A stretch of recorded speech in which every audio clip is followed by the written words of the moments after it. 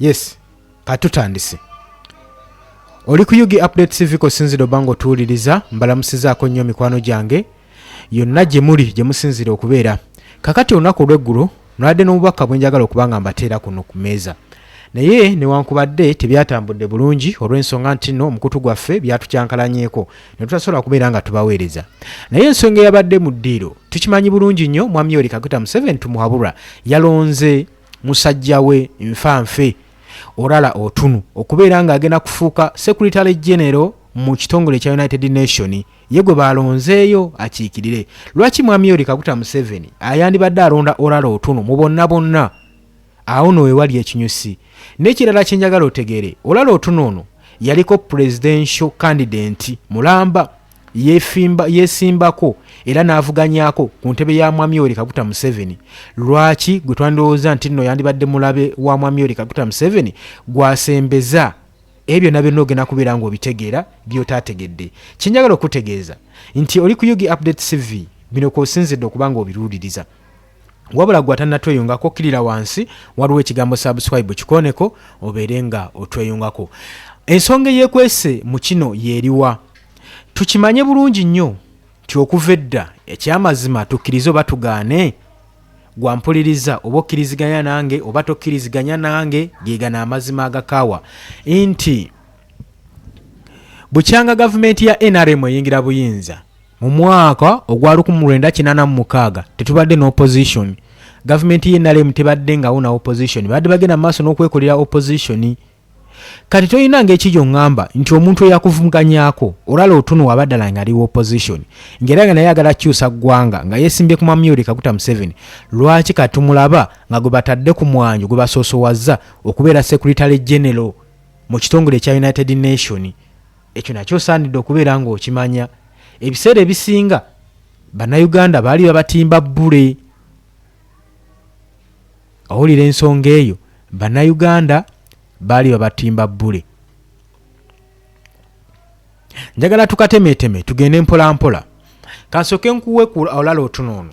Yazaalibwa nga 6 Septemba 1905 gwe mwaka Olala Otunu gwe yazaalibwamu, era nga munnayuganda lukulwe era nga munnabyabufuzi tetulina kibuusa maaso, era nga diplomatic era nga lawyer mulamba, era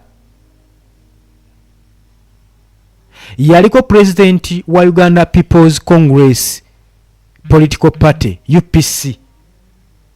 Tukijjukira bulungi nnyo, yali omukulembeze wa UPC okuva mu mwaka gwa 2010 paka 2015, 2010 paka 2015 Olala Otunu.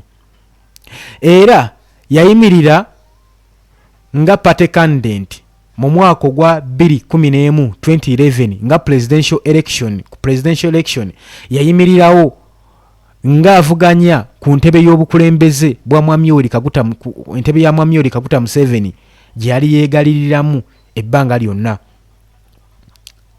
Era bino nabyo osaanidde obimanya ku mwami ono.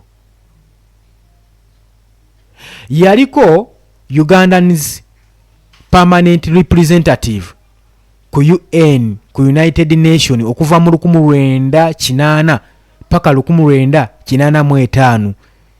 Kati wano woyina otunuulira lwaki addamu okubanga asikibwayo, nkizo ki gy'ayina ku kifo kino, nti mu 1980 yalondebwa era n'alipresenting eggwanga erya Uganda mu United Nation paka mu mwaka gwa 1985, era n'asavinga nga Minister of Foreign Affairs okuva mu mwaka gwa 1985 paka mu mwaka gwa 1986. Olala Otunu jjukira nti yalondebwa okubeera representative ku ggwanga erya Uganda mu kitongole kya United Nation mwaka egya 8.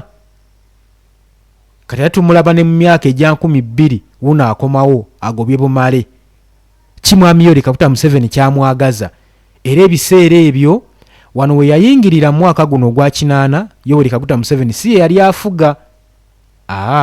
Kubanga yayingira 8 n'akoma mwaka gwa 85 kitegeeza emyaka 5 gye yasavinga, yali presentinga Uganda mu kitongole kya United Nation.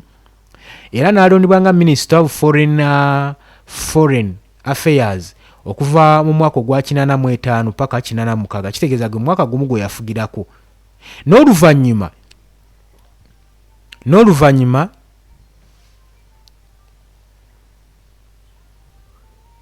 yaliko President of International Peace Academy okuva mu mwaka ogwa 1909 paka 1998 era ng'ali Under Secretary General of the United Nations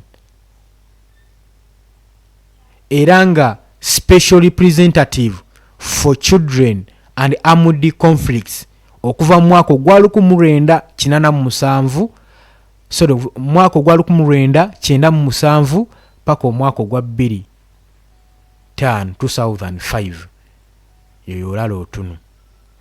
Ebyo mbikuwadde otegere status ye wazatambulira. Lwaki Mwami Yoweri Kaguta Museveni gwanokoddeyo? Kati ensonga ekinyisa ekiri awo bangi temunnabitegeera naye nga mugenda bitegeera lwampaka. Nagambye edde oli ku Yugi Update Civic osinzira obanga otuwuliriza. Njagala tutambule mpola mpola. Yugi Update Civic Live kwe tuli. Lwaki ensonga ezo? Kano kagenda kubeera kampimpi, tekagenda kubeera kawanvu, so wembako owula nti no mujje gwanga mujje mwandibadde muddukako ng'obudde bukyali tusobole okubeera nga ensonga zino tuzitunuulira. Mwami Yoweri Kaguta Museveni okuvaayo okulonda olala otunu abeere nga yali presentinga nga Secretary General mu United Nations okumwandyosinga okusinzira kati ku odds wezitambula kibadde kiraga nti no olala otunu okuva eggulo yalinga ali ku mwanjo. Naye nga nsonga ki eyinza okumuteesaawo? Kino kinjagala otegeere. Mwami Yoweri Kaguta Museveni mu bantu bonna be yalonzeeyo yalabye ng'olala otunu yasobola omuzannyira ekintu kino kubanga awangaddeyo. Jjukira nti olweyo olukadde lwe lumanyi obusonda bw'enju. Kakati ono engeri gy'atambuliddeyo ennyo amanyi wonna wonna busoosi obukodyo buli kasonda asobola okukategeera. Busonda ki bwenjogerako? Obusonda Mwami Yoweri Kaguta Museveni muwabulwa bwayinza okubeera nga ataakisibwamu ataasibwa wakati yeetaaga kati muntu amutaasa ku misango gye bagenda maaso n'okuwera ennemba nagyo. Mu International Criminal Court emisango gyo tukimanyi nti gye giri newankubadde International Criminal Court yavaayo nerangirira nti saawa zino ekyayina emisango gyegenda maaso n'okukwatako emisango egiri mu mawanga ag'ebweru mu Afghanistan agagenda maaso n'okubanga olutalo lunyiikira kati nga bagamba bakijja twala ebbanga ICC okuvaayo kola investigation okunoonyereza ku bigenda maaso ku Mwami Yoweri Kaguta Museveni ne mutabani we Muhoozi Kainerugaba. Bajjukira nti no baakubibwa mu International Criminal Court naye ku International Criminal Court ebyavaayo nga tebiwoomya nakabululu nga balaga nti bakyayina ebbanga ddene okubanga banoonyereza ku bombi bino ku bombiriri bano ku Mwami Yoweri Kaguta Museveni saako ne General Muhoozi Kainerugaba. Kakati bannayuganda ne basigala nga bali hopeless ku nsonga zino ne basigala nga tebayambiddwa. Naye nga wenkugambye nti nno Uganda yakolonizingibwa ggwanga lya Bungereza era eggwanga lya Bungereza lyefudde lisibiddwa akatambala mu maaso nti terirengera bigenda mu maaso mu ggwanga Uganda. Humanitarian crisis ezigenda mu maaso mu Uganda kikulaga nti eggwanga lya United Kingdom teritunuulidde ensonga zina tebadiraba.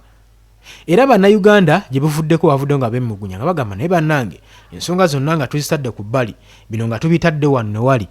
Mukimanyi nti nno eggwanga erya Bungereza lye liganye enkyukakyuka y'eggwanga erya Uganda lye litulemesezzaako gavumenti eno. Era mu kyo kye batunuulira bannayuganda kati batandise okwekokkola eggwanga lino ery'abakolonizinga nti bagenda mu maaso n'okukubira paasi Mwami Yoweri Kaguta Museveni tumwabulwa okusobola okulaba nga bamulemeza mu buyinza kubanga buli kimu bakimanyi ekigenda mu maaso mu ggwanga lyattu Uganda. Naye nga we nagambye nti nsiba nkigamba nti amawanga ago ag'ebunaayira ag'ebweru okuvaayo kuyambanga gwe nga ggwe omuddugavu oteeka kubeera ng'olina kibagenda okubalako nga eizo omukulembeze ali mu buyinza nga gavumenti eyo tebazikwata nga tebazikwasaganya na gavumenti yaabwe nabasajja abo bakyeruppe awo basobola okuyamba okusobola okujjako omusajja naye nga naye bakuyamba balina interest baagala okuba nga obateera ku mmeeza. Kati gwe ndowooza ekyo kitegedde lwaki amawanga ag'ebweru tegayinza kuvaayo ssaawa zino kulwanirira ku ggwanga ebigenda mu maaso. Beefudde abatabiraba babitunuulira ng'ebitaliiwo. Nkuwa ensonga lwaki babitunuulira ng'ebitaliiwo. Lwa nsonga nti tebalina nnyo interest ze balaba. Interest zonna zibandyetaaze balaba nga gavumenti eri mu buyinza ezibawa. Gavumenti eno akodi ke yasooka okukozesa kwe kubeera obedient eri amawanga ag'ebweru, eri Abamerika, eri Abangereza. Baani basuubidde okuba nga babajjako ne babeera obedient, bawulize nnyo, bagonvu era babateekera mu nkola byonna bye baba baagala. Ky'oba olaba n'etteeka bwe lyajja ery'okusayininga ku bisiyaga lyatwala ebbanga odditeekako omukono lwa nsonga balina okugondera abasajja bano. Bavaayo ne balivumirira ne balikubirira nnyo naye oddiwera mu ddiwera walaba ensiitaano. Ndowooza onjulira. Kati so kikulaga how gavumenti weekozesezza akakodyo kano. Eno tactic number, eno weapon number gavumenti gyekozesezza ofuga bannayuganda. Kubeera bawulize bali obedient nnyo eri amawanga ag'ebweru ge basuubira nti no gayinza obbakolako obulumbaganyi oba gayinza otteekawo change. Naye kati ebyo tetubiganye. Munnayuganda agamba kale ebyo tebyandibadde awo tetubigaana. Naye ate kati lwaki munnayuganda ayita mu kubonaabona? Mugonde tetuganye, bali mu bawe bye baagala. Ne munnayuganda nga takubibwa, tachunyizibwa, tebattibwa, basigaze obulamu bwabwe.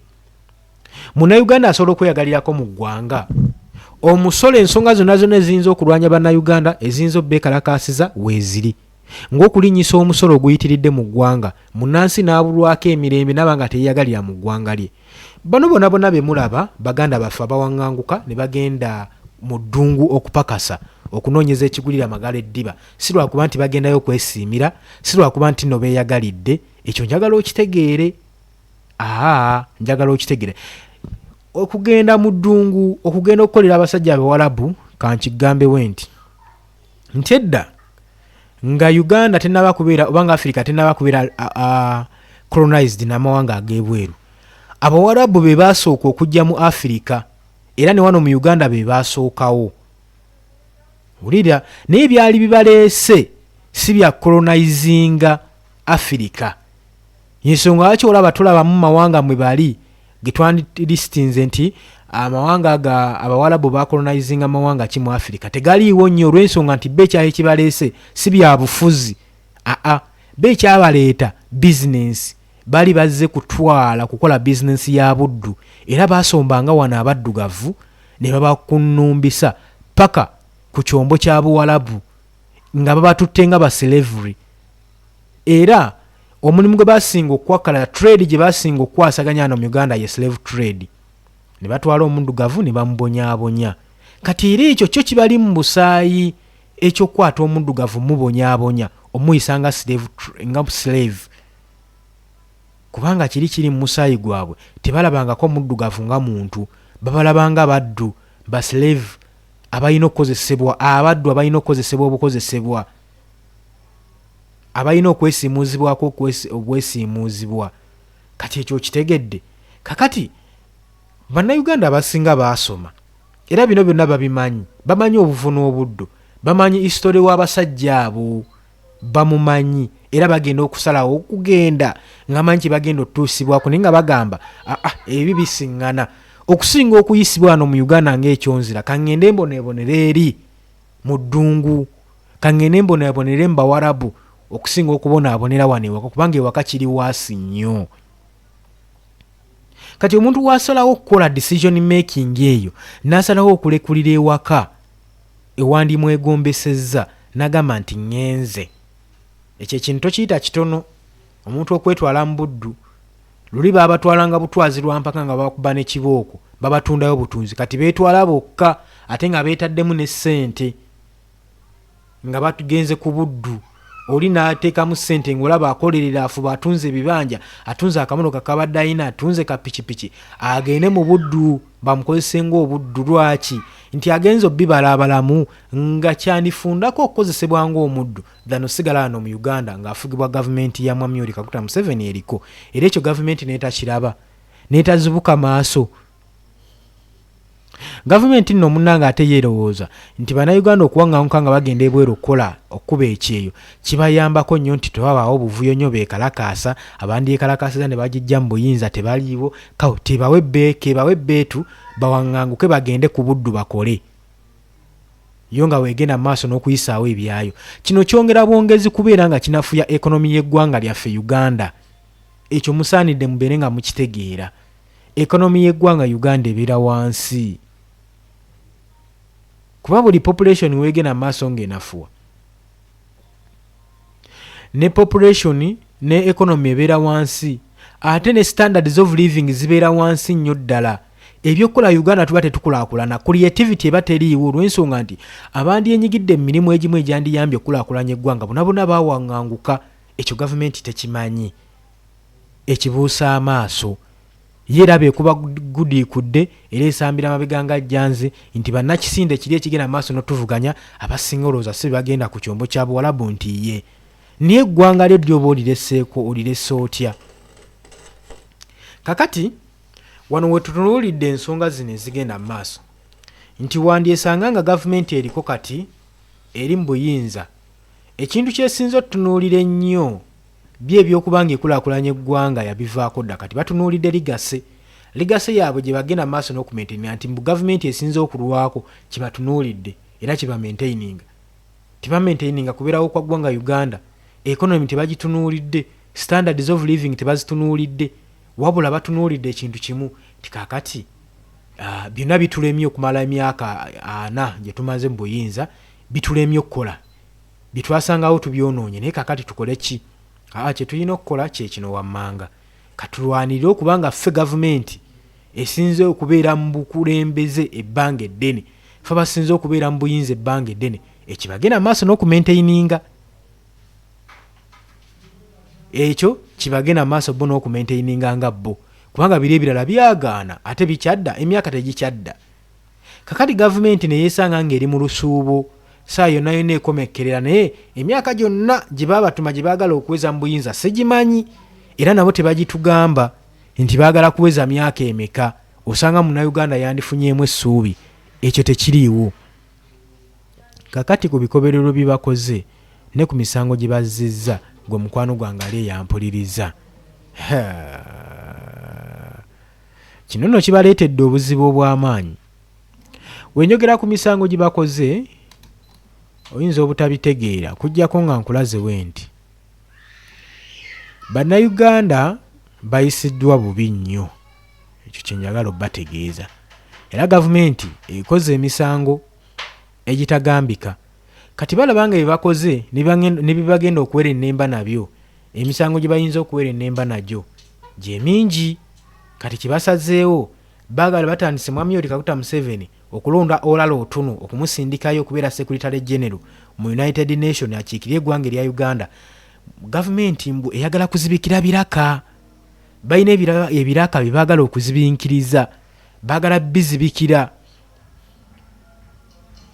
Jjukira nti nno mu kuzibiikiriza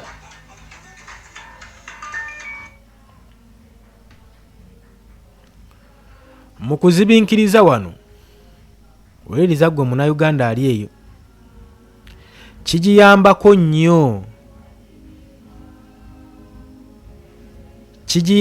nnyo kansubire nti eddoboozi liri clear nsoke tucekinge ku ddoboozi lyaffe wano tulabe yes ddoboozi liri clear terina buzibu. Kigiyambako nnyo okubeera nga tegenda kubeera nga ewera ennemba na misango gino eteekawo ebibuusabuusa ebuze obujulizi ku biki ebigenda mu maaso. kakati badde nkyakunnyonnyola ku mwami ono olala otunu kugambye yazaalibwa mu Muchwini eyo among the Acholi people mu northern Uganda. Kitaawe yali kirida mu East African Revival Movement. Wetuba tutunuulidde ebyokusoma kwe kubanga ebasinga bye twantunuulidde nti ensonga akyalondeddwa nkuwadde ensonga ezisinga nti lwaki alondeddwa. Nkugambye nti ono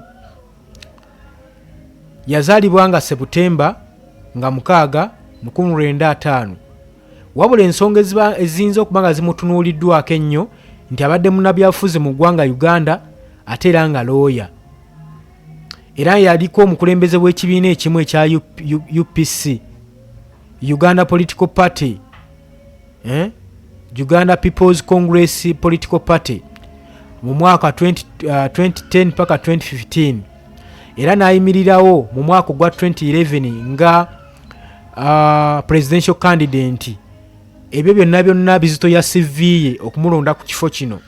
Olala otunu era yasavingako eggwanga erya Uganda na representinga era nakolanga representative mu United Nations okuva mu 1998 paka 1995. Eyo nayo CV eba kimwongerako. Era nasavinga nga Minister for Foreign Affairs okuva mu 1995 paka 1996. Nozowulira obuzito bwa CV. Ne era later na representinga nga Children's and Armed Conflicts okuva mu 1997 paka mwaka gwa 2005. Eyo CV ye nkuwadde ensonga lwaki atunuuliddwa nnyo mu nsonga eno okubeera nga alina okuba nga akiikirira oba akiikirira eggwanga erya Uganda mu nsonga zino. Kaakati wuliriza bino, yafuna higher education okuva mu Muvara mu Muchwini ne Anaka Primary School. Ya receiving a secondary education ye mu Gulu High School saako ne King's College Buddo. Olwo nno n'atendinga Makerere University. Era eyo gye ya presentinga ba student nga guild president. Mu biseera ebyo nga akyali student yazannya omulimu mungi nnyo. Yazanya internal role okulembera resistance movement against Idi Amin mu mulembe gwe mu biseera bye nga akyali student. Era co-founder nga ya foundinga era n'asavinga nga Secretary General of the Uganda Freedom Union, an organization eyaleeta namba ya patriotic Ugandans awamu nebagattira awamu mu struggle ey'okujjako government ya Idi Amin dada nga fesinga entiisatiisa ezigenda mu maaso mu biseera ebyo ba mu mirembe egyo okuva mu government yaliko ebiseera ebyo.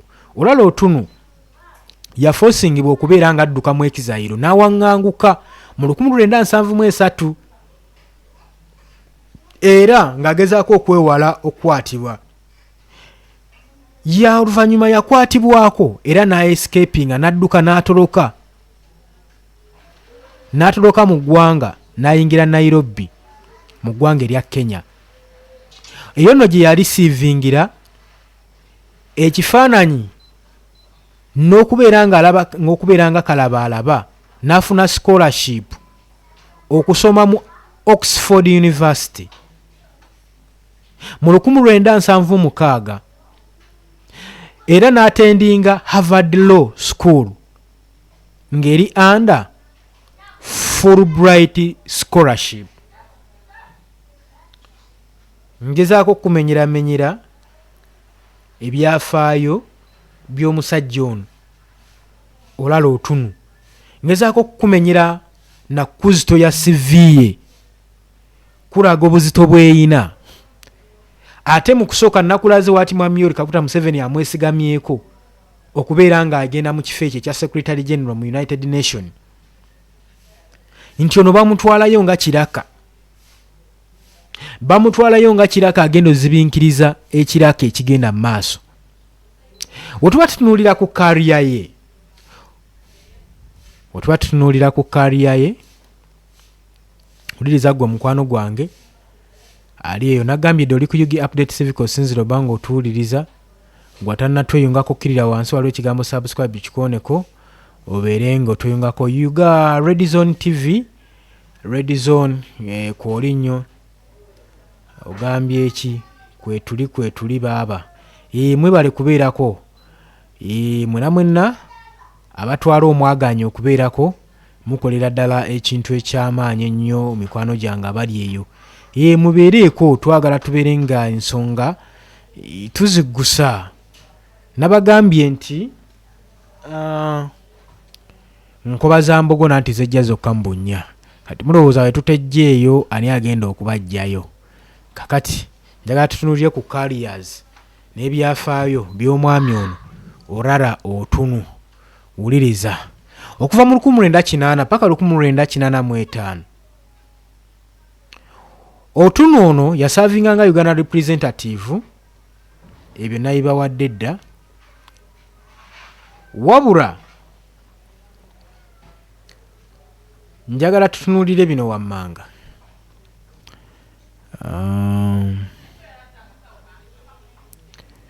Njagala tutunulire bino wammanga nti okuva mu 1982 paka 1983 yasavinga nga vice president wa United Nation General Assembly era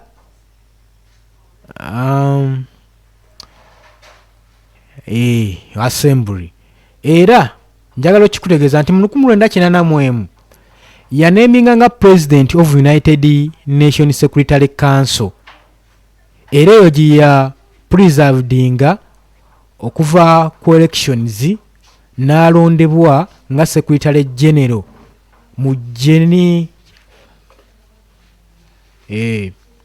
era yayinvitingibwa oba yayinvitinga system eyabanyikibwa obulungi ennyo n'ateekawo formula ekozesebwa olunaku olwaleero eya straw balloting commonly known as Otunu formula. 1982 paka 1983 n'asavinga nga vice president wa United Nation General Assembly era n'asavinga nga chairman of the contact group on global negotiation. Emyaka gyonna nga agoberezeganya nga chairman owa United Nation Commission on Human Rights. Kati ekinyusi tukijjeeyo lwaki ye buli Kaguta Museveni ayagala omulonda nti ya bbanga lyonna abadde ajja akola nga chairman wa UN Commission of Human Rights Commission ku ddembe ly'obuntu. Okuva mu 1985 paka mu 1986 Otunu yasavinga nga Uganda Minister of Foreign Affairs era n'azannya omulimu munene nnyo, era yazannya omulimu munene nnyo mu Nairobi Agreement mu December mu 1985. Era Otunu yalondebwa nga president wa International Peace Institute mu 1990 era n'asavinga omulimu paka 1998 na transforminga profile ye eya okuva mu organization era n'attractinga foundings ennyingi nnyo era n'agezaako okuexpandinga operations ze gwe mukwano gwange ali eyampuliriza. Tukyagenda mu maaso.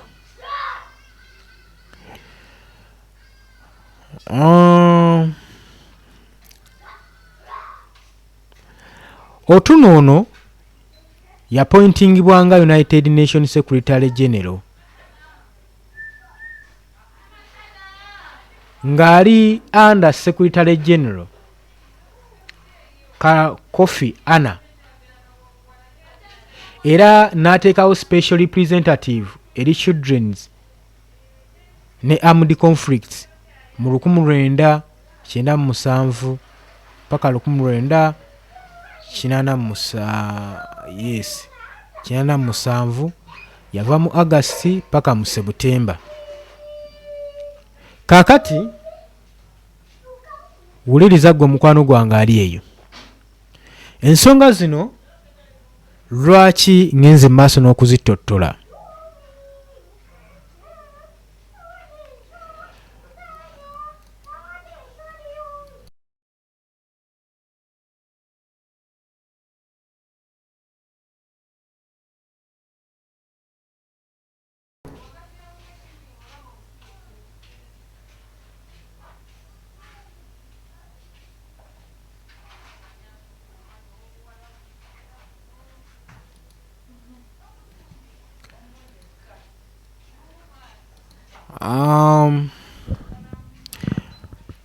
Olala Otunu mu mwaka gwa 2010 okusikira Miriam Obote mukyala w'omukulembeze Milton Obote nga president wa UPC nga 14 May yadifeatinga mutabani wa Milton Obote Jimmy Akena at UPC Delegates Conference. Ku UPC nominations ezaali mu November 2010 okubeera nga agenda kukiikirira UPC Olala Otunu ebyo byonna tubijjukira bulungi nnyo. Mbayisizza mu nsonga eno kugezaako kubalaga lwaki Mwami Yoweri Kaguta Museveni yandibadde alonda Olala Otunu okubeera nga akiikirira eggwanga erya Uganda ku nsonga zino. Ensonga zino tuyinza zitwala for granted naye it's not for granted. Olw'ensonga nti nno nkugambye Mwami Yoweri Kaguta Museveni ye ebbanga lyonna abadde anoonya muntu agenda azibinkirira bizaka bye akaseera ke balimu ka bunkenke, akaseera ke balimu ka zigizigi, akaseera ke balimu gwe mukwano gwange mpuliriza ka bunkenke nnyo kubanga wano eggwanga we ligenda okukolera transformation. Mwami Yoweri Kaguta Museveni alabanga ebintu bimusobedde ng'alina okunoonya ebituli ebiraka ebizibikira ensobi zonna ezikoleddwa ye ne mutabani we, ate mu kaseera kano ng'ayagala kulekako mutabani we Muhoozi Kainerugaba ekintu akikwatemu agende mu maaso n'obukulembeze, entebe eno agitwale mu maaso oba oli awo famire ye egende mu maaso n'okubeera nga efuula obukulembeze bw'eggwanga Uganda okubeera nga abali ku dynasty. Ayagala kuteekako musika naye omusika tagenda mumuteekako ng'eri alina emisango gy'agenda okuwera ennemba nagyo. So kitegeeza ki? Kitegeeza nti nno kigenda tubeerera kizibu nga bannayuganda okusikayo obujulizi obulimuliza embeera yonna ebadde egenda mu maaso mu Uganda, engeri bannayuganda gye bagenze mu maaso n'okucunyizibwamu. Nabagambye nti muli ku Yugi Update Civic musinziro banga otuwuliriza sharingawo wansi gwe mukwano gwange video yaffe esobole okubeera nga etambuzibwa, ate n'ekirala gwatana tweyungako okkirira wansi ekigambo subscribe weekiri akikoneko naawe obeere nga otweyungako gwe mukwano gwange ali eyampuliriza. Abali mu diaspora abali emitala w'amayanja mbatumiddeko nnyo, abali Qatar, Oman, Dubai, Saudi Arabia mukolera ddala ekintu eky'ettendo okubeera nga muri ku Yugi Update CV mukolera ddala ekintu eky'amaanyi ennyo. Njagala tugende mu maaso n'okubeera nga twemanyiiza, okubeera nga tujjako ne tuwayawayaamu ne tusobola okusindika obubaka eri abo abatamanyi kyakola, abagenda mu maaso n'okubeera nga bali ignorant, abali illiterate ku nsonga ezigenda mu maaso mu ggwanga. Ebintu ebimu bannange temwefuula nti nno tebibakwatako. Ensonga zonna ezigenda maaso mu ggwanga zibakwatako era mukwatibwako bannayuganda nga bannayuganda ku nsonga zonna. Reason being nti wotunuulira ebintu byonna ebijja byapeninga mu ggwanga Uganda tebikyaliko wa kisinde kinti oba oli wa People Power oba oli wa NRM oba oli wa FDC mwena bibazingiddeko lumu. Engeri bannansi gye bakinyuzibwa mu ggwanga lyabwe bonna kibazingidde wamu, muzingiddwa wamu. Ensobi ezikoleddwa nga tezikolebwa gavumenti yaffe eno tezikyasobola kuddamu kukyuka. Ate Baganda baffe bagenda maaso n'otufuga kati balaba banaabye ensonyi mu maaso, balaba ensobi bazikoze tezikyasobola kuvaawo, kati bongera ku bizibu, kwongerako mitawaana. Gwe Munnayuganda tebakubaliridde era tebakutunuulidde. Ensonga zo ziri zitya, bw'otya bw'olimu, lifestyle ye eri etya mu ggwanga, bo azirongaazi nga bayisaawo ekyabwe. Ekyo saanidde okubeera nga weebereramu. So tuli mulembe gwe Munnayuganda gwe weetaaga okuba ng'oli creative, ng'owatanya kano ne kali, ng'ensonga zonna osobola ogitunuulira n'ogitunuulira n'ogyanalyze nga n'omanya nti eriwo eti nogamba naye kino weekiti wekiri.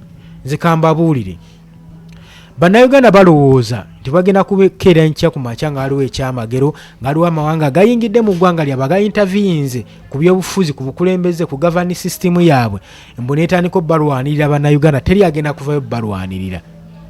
Mmwe abalina okuvaayo okwerwanirira ng'eggwanga lyammwe. Eggwanga lyammwe, ggwanga si ly'Abannakenya, ggwanga si ly'Abamerika, ggwanga si ly'Abangereza. Newankubadde omusajja bamulemezzaako, yes bamulemezzaako, mwe mukozeewo ki? Gwokozeewo ki?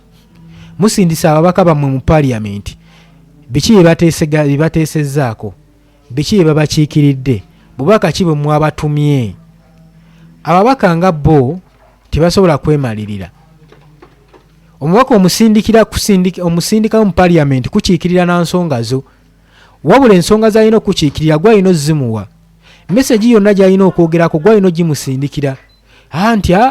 Nti constituency yawali beekalakasiza olw'ensonga weti nti oluguudo lwaki enguudo sinkole, lwaki kino kiriwo ekiti. Oba omusindikidde message kyalina okuteeseganyaako mu parliament, kyalina okukiikirako mu parliament. Ekyo osaanidde okubeera ng'okimanya gwe mukwano gwange ali eyampuliriza. Oli ku Yugi Update TV, nyongera okujjukiza k'osinzidde oba ng'otuwuliriza. Gwatanatweyungako olina okuba ng'okkirirako wansi awo katono waliwo ekigambo subscribe kikoneko obeere nga otweyungako mukwano gwange ali eyo ampuliriza. Nabagambye dda tuli mu ggandalo lya weekend, twagala tuyiteeyitemu mu nsonga zino tusobole okubeera nga tuzitunuulira, tulabe ki ekigenda mu maaso, biki tusaanidde okubeera nga tukola. Bannayuganda muweddemu nnyo amaanyi n'essuubi, whereby mutuuse ku extent egamba oba enkyukakyuka teri. Amawanga gonna agateekawo enkyukakyuka, ebintu ne bitambula bulungi mu mawanga gaabwe. Olowooza bo bakola ki? Tebalina kye bakola, tewali kinene kibateekeddwa kibaakola gwe kyotasobola kukola. Just enkyukakyuka ku sayidi yaffe tetunnagirengera olw'ensonga tetuli bumu. Gavumenti yateekawo enkola eya divide and rule. Divide and rule gyegenda mu maaso n'obbavukisaamu, ebafugisiza sisitimu eyo ate nammwe ne mutagiraba. Ebakubye obwavu, ekonomi ya Uganda eri wansi, gavumenti esoose balumisa bwavu. Webakubisizza obwavu munamuna ne mukkakkana ne muba nga mulina kugoberera na kugonda na kutambulira wansi wa bigere bya gavumenti eno eri mu buyinza. Naatera okubeera nga nfundikira video yaffe oba live yaffe y'olunaku luno, nga n'obubaka buno njagadde mu busharing, mu butambuzi. Ensonga lwaki nvuddeyo okwogera ku nsonga zino,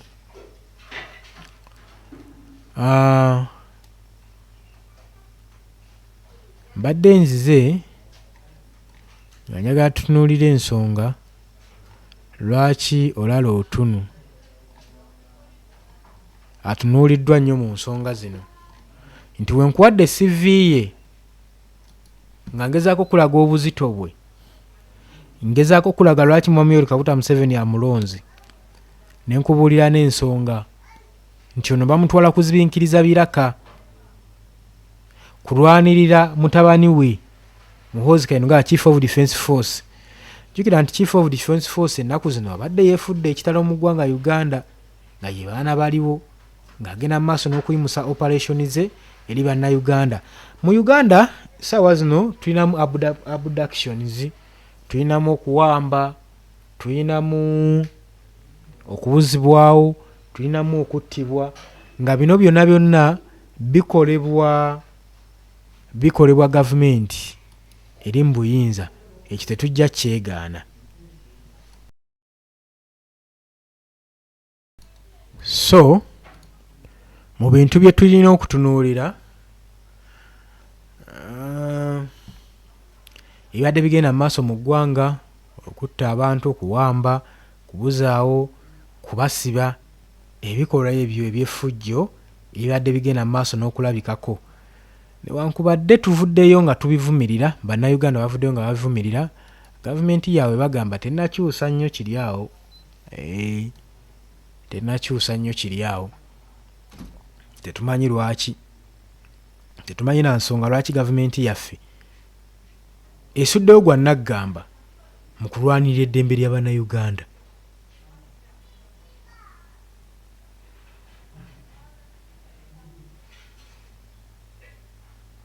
Gavumenti eno bwe tuba tugitunuulira sisitemu yaayo gy'ekozesa okufuga Abannayuganda, gavumenti yandibanga eri ku bunkenke, gavumenti yandibanga eri mu kutya. Ensonga lwaki olaba sisitemu zonna zonna zeekozesa eri mu kugezesa bugezesa, tugeze ku kino kinaakola, kino kinaayitawo. Mulowooza kino kinaakola, mulowooza kino kinaayitawo.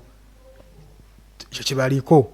Kyobula gavumenti eno ekoze buli kibi, buli muze gwe yali eyagaddeko, gwe yali erowoozezzaako okukola Bannayuganda nti nga bwe banaalowooza nti no singa bagugikola ki ekinaddako, bakikoze, balaba eggwanga Uganda likyali dormant. Kati mu kubeera dormant basazeewo bakole buli kimu ekyetaagisa ekiyinza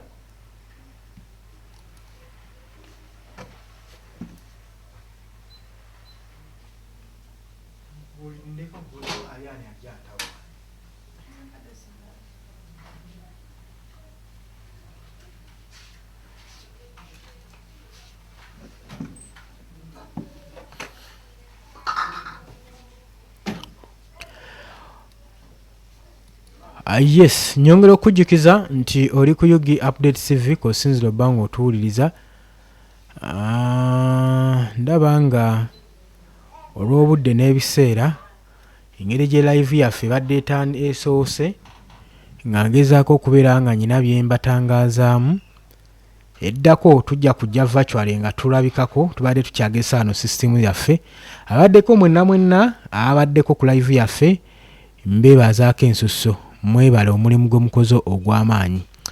Kakati nga muli ku Yugi Update TV nga kwe musinzira oba nga mutuwuliriza, njagala okutwala omwagaanya era okutumira ku mikwano gyange, ku baganda bange abawuliriza, ababeera ku channel entakera, abagenda mu maaso n'otuteekayo komenti zammwe. Christine Kiwalabye webale kubeerako. Sankara Kigwegwe webale kubeerako. Obeerako nnyo, oli mugoberezi wa mukutu guno gw'omukwano gwange mpuliriza. Asaba Patrick naawe webale kubeerako. Ngenda mbayitaayitamu wano nga mbatumirako nnyo mwebale emirimu gye mukola egy'amaanyi.